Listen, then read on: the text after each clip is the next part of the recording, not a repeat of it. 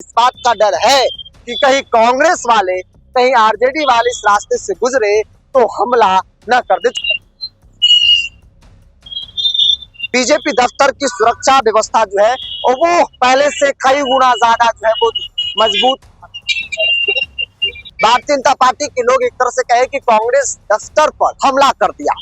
Bharatiya Janata party दफ्तर की सुरक्षा बढ़ा दी गई। पुलिस बल की तैनाती इस वक्त बीजेपी दफ्तर के बाहर है। कांग्रेस के कार्यकर्ता जाए, हो सकता है कि आरजेडी के कार्यकर्ता जाए और फिर से वो परिस्थिति बन जाए जो कांग्रेस बनी। नमस्कार, द इंडिया टॉप देख रहे हैं, मैं हूँ आपके साथ बिरजू सिंह। वोटाधिकार यात्रा और आज पटना में समापन होगा पैदल मार्च के जरिए। राहुल गांधी समेत तमाम बड़े नेता पटना में है और गांधी मैदान से अंबेडकर मूर्ति तक वो पैदल मार्च करेंगे। हालांकि इनकम टैक्स तक ही परमिशन है, इसके बाद क्या कुछ तस्वीरें बनेंगी वो आपको दिखाएंगे। लेकिन बड़ी बात यह है कि भारतीय जनता पार्टी दफ्तर की सुरक्षा बढ़ा दी गई है। याद कीजिए, दरभंगा के मन से किसी एक व्यक्ति ने, किसी कार्यकर्ता ने, किसी मनचले ने प्रधानमंत्री नरेंद्र मोदी की मां को गाली दिया था, जिसका वीडियो सोशल मीडिया पर वायरल हुआ। उसके बाद खूब हाय तौबा, भारतीय जनता पार्टी के लोग सड़क पर उतर गए, आंदोलन करने लगे, हस्ताक्षर अभियान चलाया जा रहा है। और इस दौरान आपने वो तस्वीर भी देखी जब कांग्रेस दफ्तर लोग गए और वहां पर कांग्रेस और बीजेपी में झड़प हो गई। भारतीय जनता पार्टी के लोग एक तरह से कहे कि कांग्रेस दफ्तर पर हमला कर दिया।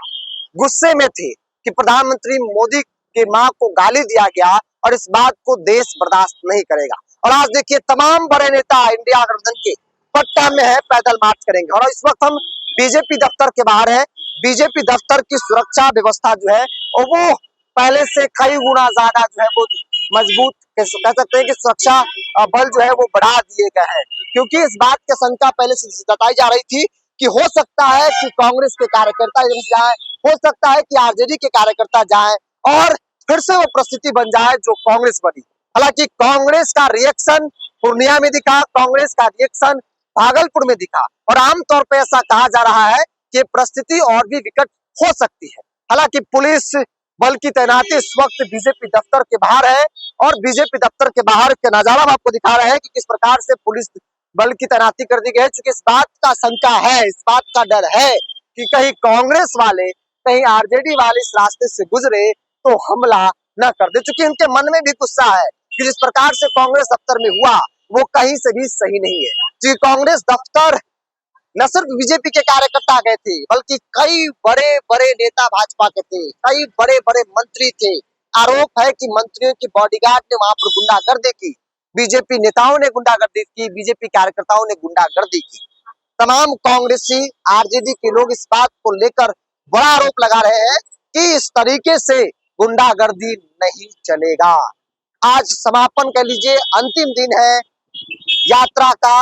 राहुल गांधी समेत तमाम इंडिया गठबंधन के लोग इस वक्त पटना में है और गांधी मैदान से वो अम्बेडकर मूर्ति तक पैदल मार्च करेंगे। चूंकि गांधी मैदान में समापन समारोह का आयोजन रखा गया था, लेकिन जिला प्रशासन इस बात की अनुमति नहीं थी। बहरहाल जो तस्वीर आपको दिखा रहे हैं वो बीजेपी दफ्तर की है, जहाँ की सुरक्षा व्यवस्था जो है वो काफी ज्यादा तंदुरुस्त कर दी गई है, काफी ज्यादा सुरक्षा व्यवस्था जो है वो मजबूत कर दी गई है, ताकि कुछ ऐसी अनहोनी न हो जो पहले हुआ उसे दोहराया न जाए। बहरहाल तमाम जो सांसद है वो हस्ताक्षर अभियान चला रहे हैं कांग्रेस के खिलाफ।